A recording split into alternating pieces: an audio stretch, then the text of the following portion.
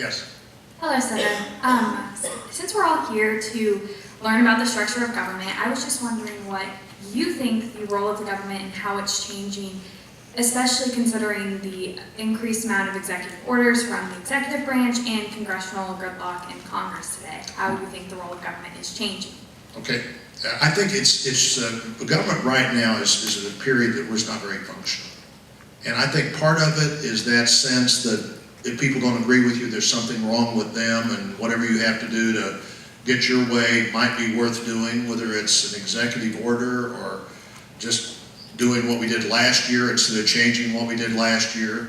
I think that's part of what's going on. I think also the idea that really since about 2009 has been out there that somehow if you compromise in a democracy, that's a defeat.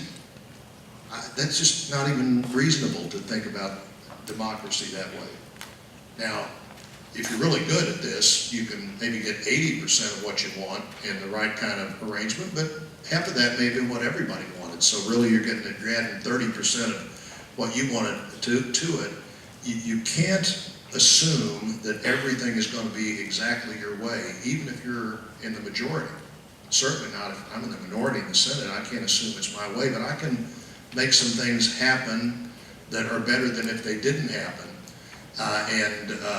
The regular order of our government actually usually produces a good result. The order you're going to follow here, where you introduce legislation, a bill passes the House, a similar but different bill passes the Senate, you come together in a conference committee and everybody knows who's on the conference, and that conference committee comes up with a final bill that then you go back to the House and Senate. The more transparent this is, the better it works. And the more you go through the regular order of the process, the better it works. When our process does work, it's usually when the Agriculture Committee produces the agriculture bill and then members vote on it on the Senate floor. And usually that bill's fairly bipartisan coming out, fairly bipartisan leaving the Senate.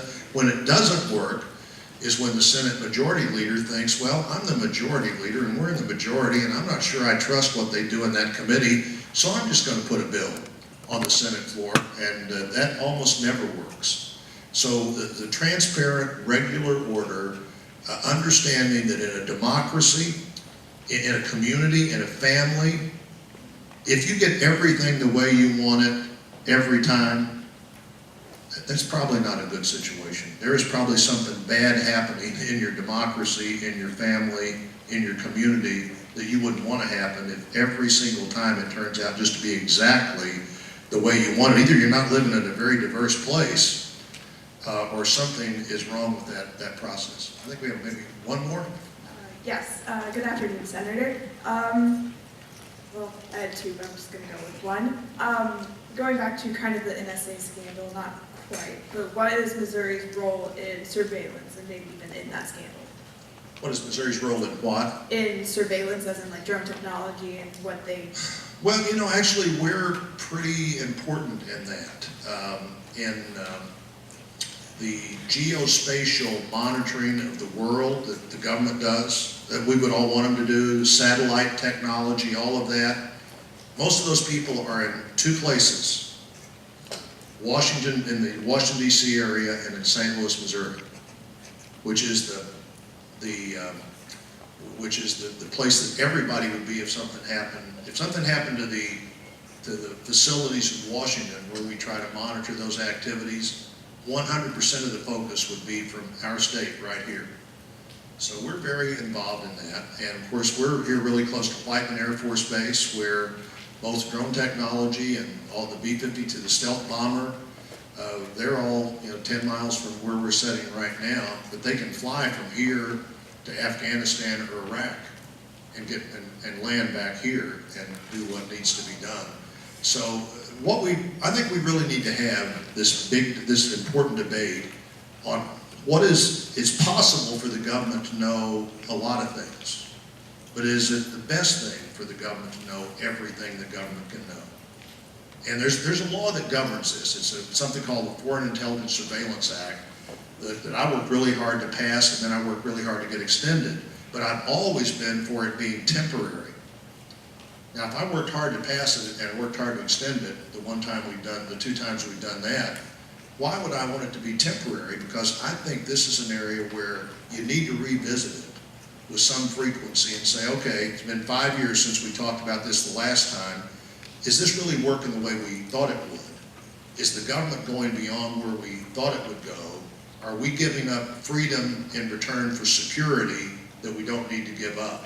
I have no appreciation for what this guy did that's today apparently trying to go from Hong Kong to Russia to maybe Ecuador, this Snowden guy. I think he violated the law. He should be apprehended and punished.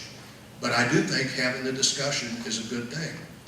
And I think, frankly, we shouldn't have had this guy have to do what he did before we had the discussion. So a public discussion of what your government should know is good. At the same time, let me say in closing, that we have, as citizens of where we live, we have so much to be optimistic about. We have so much to be proud of. We are on the verge of, medicine, I think, is still an infant science.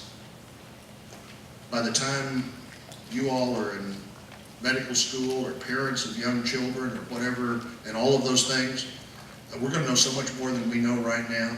Agriculture is still an infant science.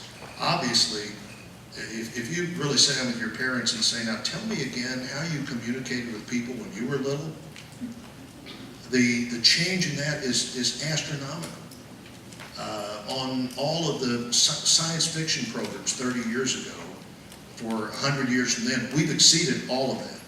You'd be hard-pressed to find anything in science fiction 30 years ago that in the year 2100, this is what the world would be like. We're not much more capable with things that work much better. We're competitive. We're using all of our assets, and particularly as women, whether it's the military or science or medicine or teaching or anything else, become greater participants in all that. That gives us a big advantage. There are some societies in the world where, well, we know about the ones where they really repress women, but there are lots of places you can visit that we think are societies like ours, where you don't have to be there very long to realize that the women at the table aren't being listened to as we would listen to them in our country. And we can be so much, but we need to use all of the potential we have. And in our state right now, for girls your age, for young women your age, an awful lot of that potential is right here in this room at Central Missouri State University and at Girls State. Thank you all for letting me be here. Senator Blunt, before you leave, we just want to thank you for being here and present a token of our appreciation from Missouri Girls State for joining us today.